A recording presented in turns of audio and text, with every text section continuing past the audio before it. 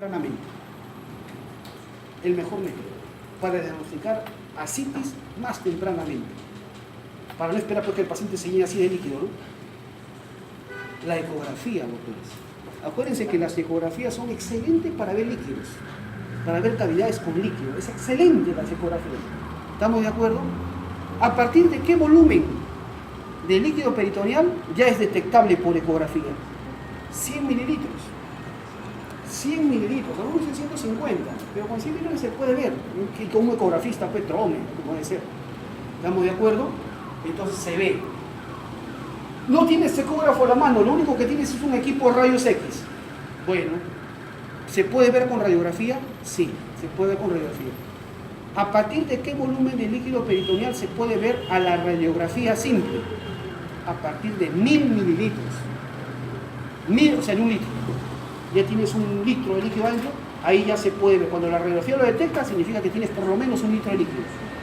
¿Estamos de acuerdo? Y por último, ya no tienes nada, tú estás en la Cochinchina, en la punta del cerro, no tienes nada, con la punta tienes un foco que te alumbra. Entonces, ¿qué haces para...? Ya sigues esperando. ¿A partir de qué volumen? ¿A partir de qué volumen? No se lo digo, estudien para que tengan un lugar que tenga todo el equipo. A partir de qué volumen de líquido peritoneal ya puedes detectarlo por maniobras clínicas, ¿no? Por palpación. Hay signos del témpano, signos de la oleada, una serie de signos ahí que ya van a aprender. Las vísceras flotan dentro del líquido cuando el líquido es excesivamente... ¿A partir de qué volumen? De 1,5 litros. A partir de 1,5 litros ya es detectable manualmente, vamos a decirlo así. ¿Correcto? Así que cuando manualmente tú te das cuenta que hay líquido en la cavidad peritoneal, ya es de 1,5 litros por lo menos. Entonces el mejor examen es ecografía, que nos permite ver líquido a partir de 100 mililitros y no esperar tanto. La cavidad peritoneal puede acumular hasta 15 litros de líquido. Hay abdómenes así, gigantes, bastante penosos. Yo he visto hasta 9 litros en un paciente. Tenemos que drenarlo, y compensarlo, porque a veces el paciente ya con 15 litros no lo evacúes de frente, porque lo evacúas de frente, ¡bum!, se descompensa y se muere. ¿Ya? Muy bien. Líquido peritoneal permite el deslizamiento de las vísceras, tiene un color, normalmente es amarillo pajizo, amarillo claro. Su densidad, casi 1, casi similar a la del agua. ¿No? Proteínas, 3 gramos por ciento o 3 gramos por decilitro. No lo olviden, 3 gramos por decilitro. Pregunta, ¿un decilitro cuántos mililitros son? 100 mililitros. No te olvides, gramos por 100 mililitros, o gramos por decilitro, o 3 gramos por ciento.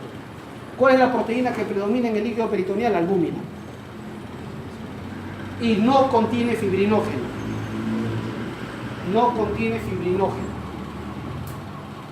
Porque el fibrinógeno, ¿qué hace? Forma coágulos, adhiere todo, pega todo. Eso es lo que es el fibrinógeno cuando está libre, suelto. Forma los coágulos. Ya han llevado hematología, ¿no? Ya conocen.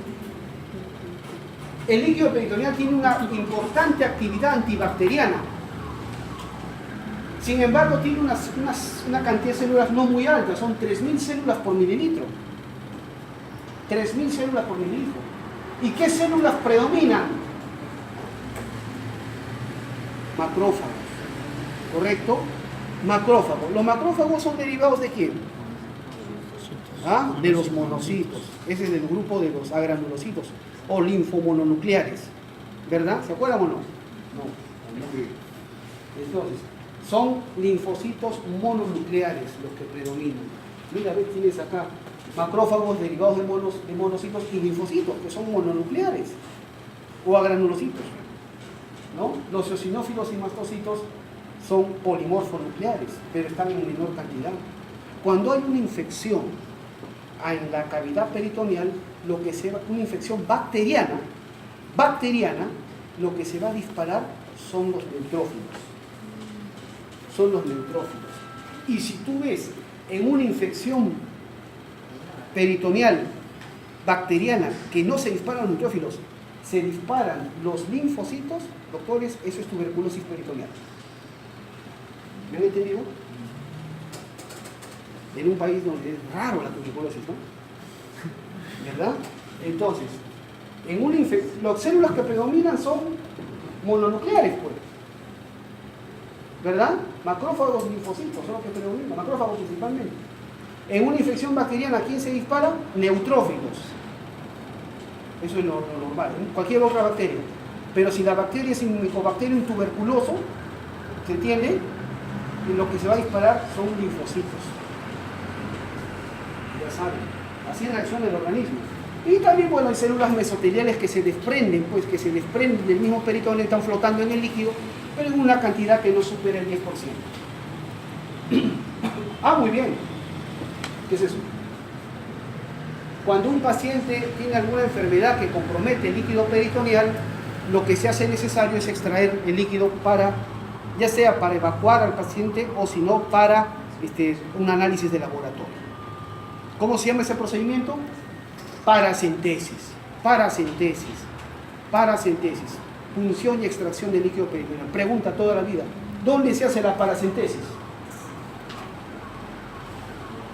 ¿Qué línea es esta? Transumbilical. ¿Qué línea es esta? Línea media. Entonces tienes 4 cuadrantes: superior derecho, superior izquierdo, inferior derecho, inferior izquierdo. ¿Dónde se hace la paracentesis? Cuadrante inferior izquierdo. Nunca lo olvido. Cuadrante inferior izquierdo. Ahí hacemos la paracentesis. ¿Por qué? ¿Por qué no en el derecho? Porque el colon, el ciego y el colon ascendentes son más gruesos y son más superficiales, están cerca a la pared. El ciego y el colon ascendente son más gruesos y más superficiales, cerca a la pared.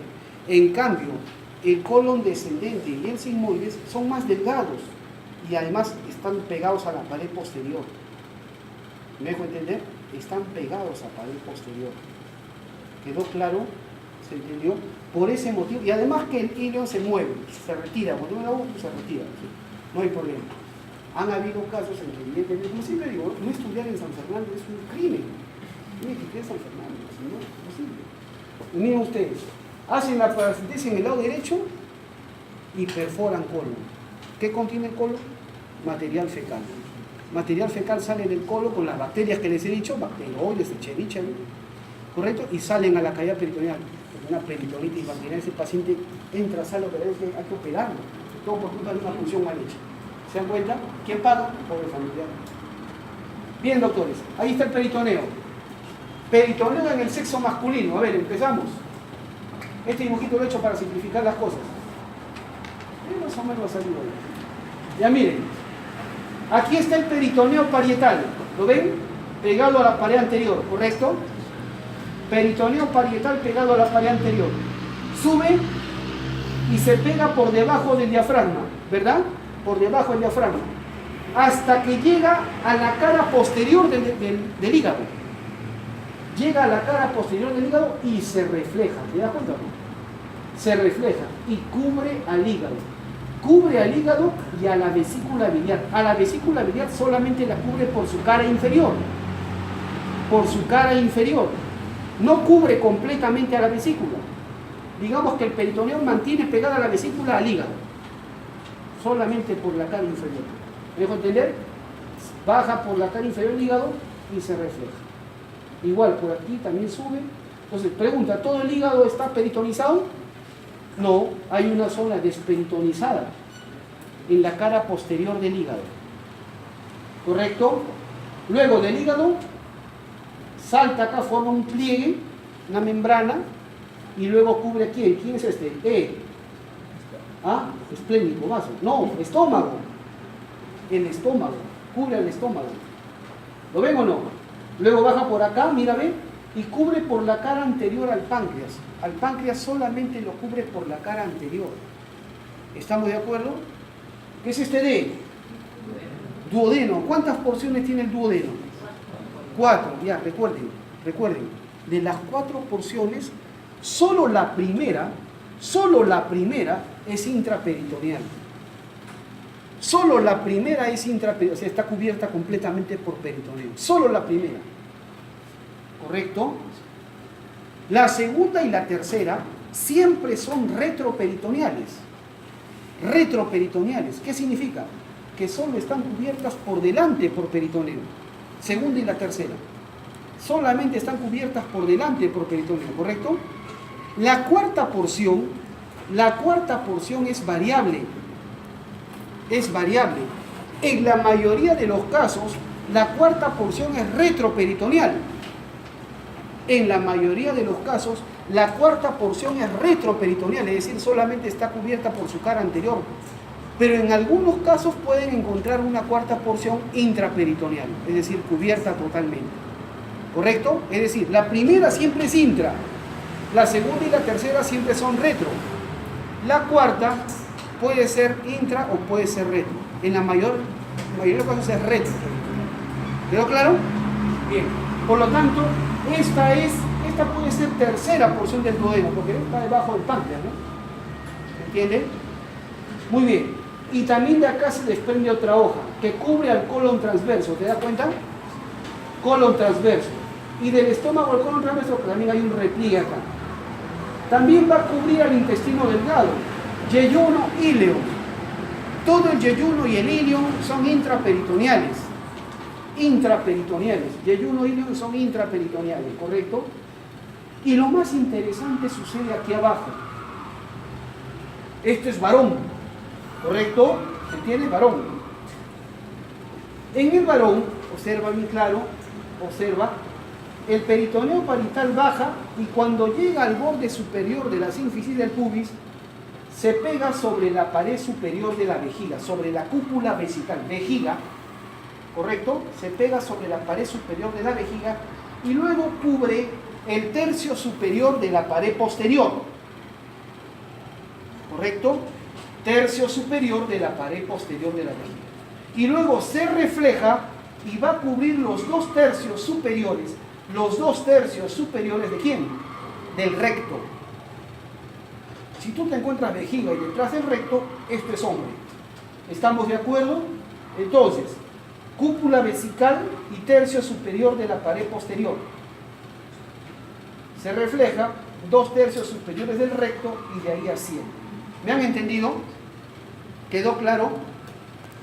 Ese es el comportamiento del peritoneo en el varón. En la mujer, ¿cuál es el comportamiento? Todo es similar arriba. Arriba todo es similar. En la mujer, entre vejiga y recto, ¿quién te encuentras? El útero. El útero. ¿Estamos de acuerdo? El peritoneo cubre la cúpula vesical hasta el tercio superior de la pared posterior de vejiga. De ahí se refleja y cubre el cuerpo del útero, el cuerpo y el fondo del útero. Por si acaso, el fondo del útero es la parte más alta. Fondo, cuerpo. ¿Estamos de acuerdo? Cuerpo y el fondo del útero. Y luego llega hasta abajo, se refleja dos tercios superiores del recto igual. Y de ahí sube. ¿Me entendieron? Entonces, acá hay una diferencia con respecto a los sexos, como vamos a ver. Bien, repliegues peritoneales, son tres. ¿Cuáles son los tres repliegues peritoneales? Los omentos, también llamados epiplones, ¿correcto? Omentos, también llamados epiplones, los mesos y los ligamentos. ¿Correcto? ¿Cuáles son las características? Les cuento. ¿Qué es un omento? ¿Qué es un epiplón? Es un repliegue peritoneal que une víscera con víscera. Víscera con víscera. ¿Te das cuenta? Aquí hay uno, ¿ven? Víscera con víscera. Por ejemplo, ¿cómo se llamará este aumento que une hígado con estómago? ¿Cómo se llamará? Este aumento.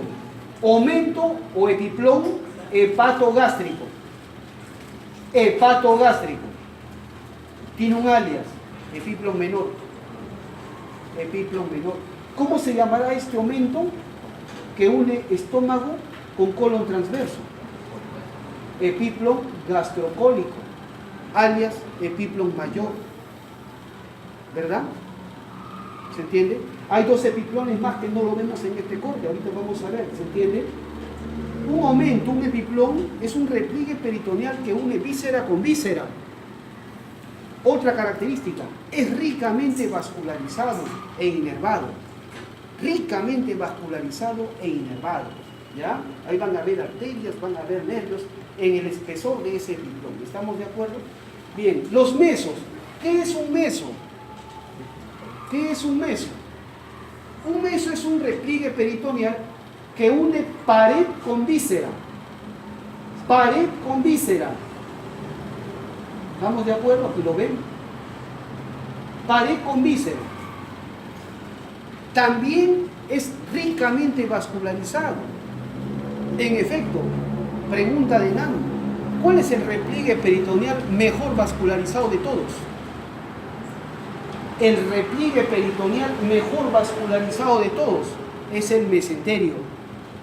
El mesenterio, que es el meso que se une a yeyuno e íleo.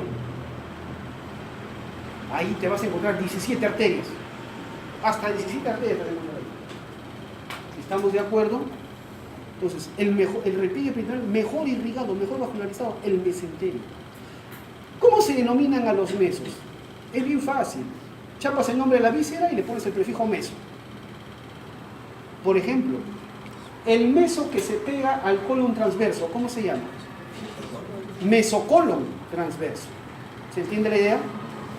¿Cómo se llamará el meso que se pega al colon sigmoides? Mesocolon sigmoides o simplemente mesosigmoides. Mesosigmoides, ¿correcto? También la apéndice tiene su mesito. ¿Estamos de acuerdo? Tiene su mesito. ¿Y cómo se llamará ese meso? Mesoapéndice. ¿Estamos de acuerdo? Así se llama, mesoapéndice. ¿Y cómo se llama el meso que se fija al yeyuno y al íleo? Se llama mesoyeyuno ileal. No, bueno, debería llamarse así, ¿no? Pero como sabemos que el intestino es parte de la vía entérica, ¿verdad? La vía enteral, entonces le llamamos mesenterio. ¿Me entienden o no? Mesenterio, porque es parte de la vía entérica, vía enteral, vía digestiva. ¿Verdad? ¿Correcto? Muy bien, doctores. Perdón. Y por último, el tercer componente del peritoneo son los ligamentos. Los ligamentos. A diferencia... A ver, ¿qué son los ligamentos? Los ligamentos son zonas de condensación, zonas de engrosamiento, generalmente en los lugares de reflexión peritoneal. En los lugares de reflexión, ahí se condensa, se engrosa y forma un ligamento. Son condensaciones o engrosamientos en las zonas de reflexión o en los bordes peritoneales. ¿Estamos de acuerdo? Y su característica principal es que son pobremente vascularizados. Algunos dicen avasculares, dicen algunos. Avasculares, o sea, no están irrigados. ¿De dónde se nutren?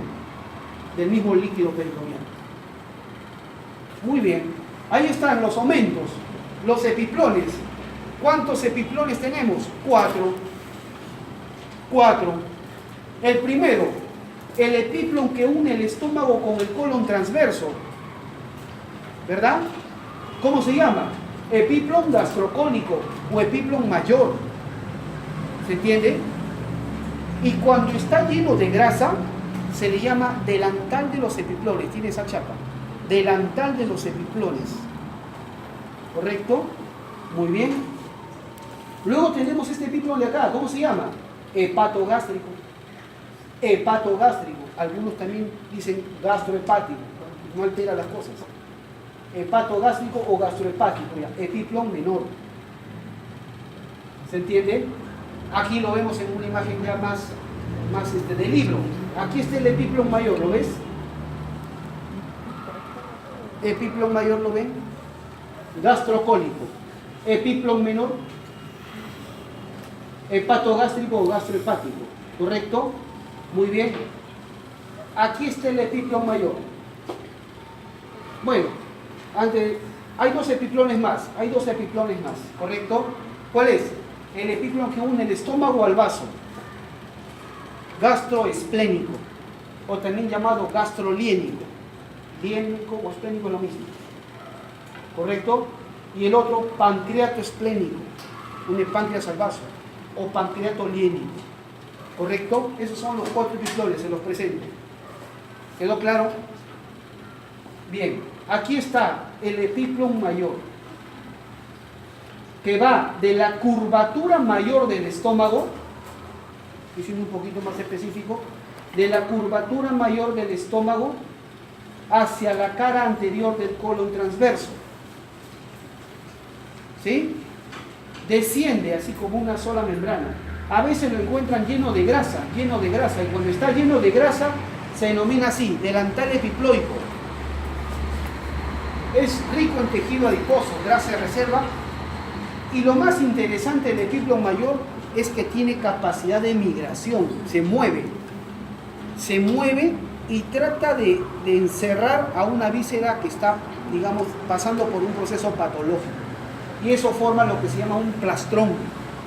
Muchas veces, cuando por ejemplo, una apendicitis no tiene una evolución rápida como usualmente es en pocas horas, a veces hay apendicitis subagudas, inclusive más raro hay apendicitis crónica, raro, ¿ok? Pero puede haber.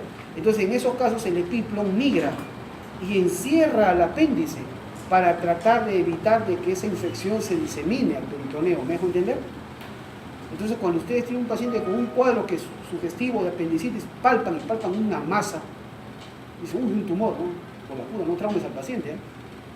Lo más probable es que estés palpando es un plastrón, es decir, es el epiplon que rodea al órgano enfermo, con la finalidad de evitar la diseminación bacteriana. Y por supuesto participa entonces en la defensa inmunológica a través de linfocitos, inmunidad celular, ¿correcto? Ahí está, mírenme, acá está el epiplon mayor que se inserta en la curvatura mayor del estómago y en la cara anterior del colon transverso. Acá lo han levantado así y se han llevado hasta arriba al colon transverso, ¿no? ¿Estamos de acuerdo? Muy bien. Ahí está, en su base, a nivel de la curvatura mayor del estómago, en el epiplon mayor, ¿a quién contiene? Contiene a los vasos gastroepiploicos, ¿verdad? Gastroepiploicos, derecho, izquierdo, ¿correcto? Un detalle importante que lo vamos a ver mañana en el estómago es que los vasos gastroepiploicos, primer detalle, los vasos gastroepiploicos, ¿con qué parte del estómago se relacionan? Con la curvatura mayor. Nunca lo olvides. Paralelo a la curvatura mayor te vas a encontrar los vasos gastroepiploicos. Derecho e izquierdo, no lo olvides. Y un detalle importante, y como lo hemos visto en práctica también, los vasos gastroepiploicos no están pegados a la curvatura mayor. Están prácticamente a 1 centímetro, centímetro y medio de ella. Por ese motivo, las úlceras gástricas en curvatura mayor no sangran tanto y nos dan tiempo para darle tratamiento médico sin necesidad de hacer una invasión ahí, ¿correcto? ¿Se entiende? Muy bien. ¿Estamos claros? Gastroepiploicos. En la base del epiplon están los vasos gastroepiploicos, derecho e izquierdo, ¿correcto? Muy bien. Asimismo, dentro, a lo largo del epiplon mayor, tenemos los vasos omentales, las arterias epiploicas, que nacen de las gastroepiploicas, ¿verdad? Las arterias epiploicas que bajan así verticalmente, estas son gastroepiploicas, ¿correcto? Bajan las epiploicas. Y estas epiploicas se forman otro arco, aquí, en la porción inferior del epiplon, forman otro arco, el arco epiploico de Barkov, arco epiploico o arco de Barkov. ¿Dónde está localizado? ¿Cerca a la base o a la porción terminal del epiplon mayor? Está cerca a la porción terminal, al borde inferior del epiplon. ¿Ya? Este es el arco de Barkov. El arco de Barkov, ¿quién lo forma? ¿Los vasos gastroepiploicos o los vasos epiploicos? Los epiploicos. ¿Me han entendido? ¿Ya? Los vasos epiploicos forman entre sí el arco epiploico de Barkov, que está cerca al borde inferior o a la porción distal, si quieres, del epiplon mayor. ¿Quedó claro? Es ricamente vascularizado. Ahí está. El arco de Barkov. ¿Ok? Muy bien. El otro epiplon, el epiplon menor o hepatogástrico. Aquí lo tienes. Hepatogástrico o gastrohepático. ¿Correcto? Es lo mismo. Tiene dos porciones. ¿Lo ven ahí? Tiene dos porciones. ¿De dónde a dónde va para empezar? ¿De dónde a dónde va? Va de la cara visceral del hígado de la cara visceral del hígado hacia la curvatura menor,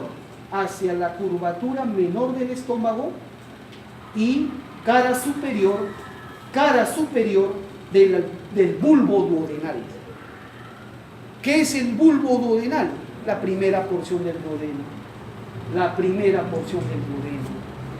O sea, el epiplon menor, correcto, no solamente va del hígado al estómago, va del hígado de la cara visceral del hígado a la curvatura menor del estómago y a la cara superior del bulbo duodenal o primera porción del duodeno. ¿Quedó claro? Bien. Estuve viendo la clase del doctor Pilco que dictó esta parte de peritoneo. Él dice que el epiplon menor se divide en dos partes, una pars flácida y pars condensa, así le llama él. Pars flácida y pars condensa, y es evidente, hay una zona que es delgadita como una membrana transparente y hay una zona que es gruesa, condensada, fibrosa, ¿verdad?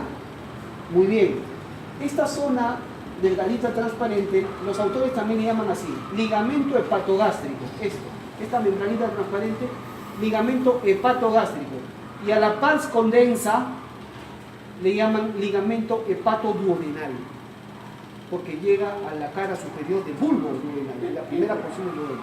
¿Quedó claro? Bien. ¿Cuál es la importancia? ¿A quién contiene? El ligamento hepatogástrico, esta pars flácida, esta porción delgadita, contiene a los vasos gástricos, derecho e izquierdo, ¿correcto? En la curvatura mayor, ¿qué vasos estaban relacionados? Gastroepiploicos, ¿verdad? ¿Y estaban pegados a la curvatura mayor? No, están a 1 centímetro, centímetro y medio. Pero acá, relacionados a la curvatura menor, dentro de este ligamento hepatogástrico están los vasos gástricos, derecho e izquierdo. Y estos vasos, las arterias gástrica izquierda, gástrica derecha, estos sí están bien pegados a la curvatura menor. Es por ese motivo que las úlceras gástricas que más sangran son las úlceras de curvatura menor. Son las más sangrantes, producen hemorragias. ¿Estamos de acuerdo? Pero las úlceras en curvatura menor son una urgencia médica, tienen que ser tratadas rápidamente para prevenir la hemorragia. ¿Se entiende? En cambio, las úlceras de curvatura mayor no necesariamente, puesto que las arterias están a cierta distancia. Nos da más tiempo. ¿Estamos claros? Entonces, primer concepto, los vasos gástricos, derecho e izquierdo.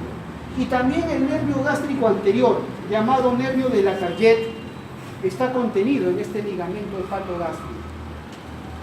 Y dentro del ligamento hepatoduodenal, dentro de este ligamento está contenido el pedículo hepático. El pedículo hepático está contenido dentro de este ligamento. En la práctica tienen que haberlo visto. Han disecado este ligamento para, al sacarlo todo, encuentran el pedículo hepático. ¿Correcto? Ahí está precisamente. Se ha abierto, se ha hecho un foramen acá en el ligamento hepatoduodenal y ahí está el pedículo hepático, ¿verdad? El pedículo hepático. ¿En qué posición están los elementos del pedículo hepático?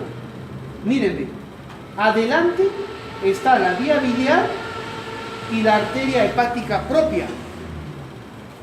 La vía biliar y la arteria hepática propia. Y el elemento posterior dentro del pedículo hepático, ¿quién es?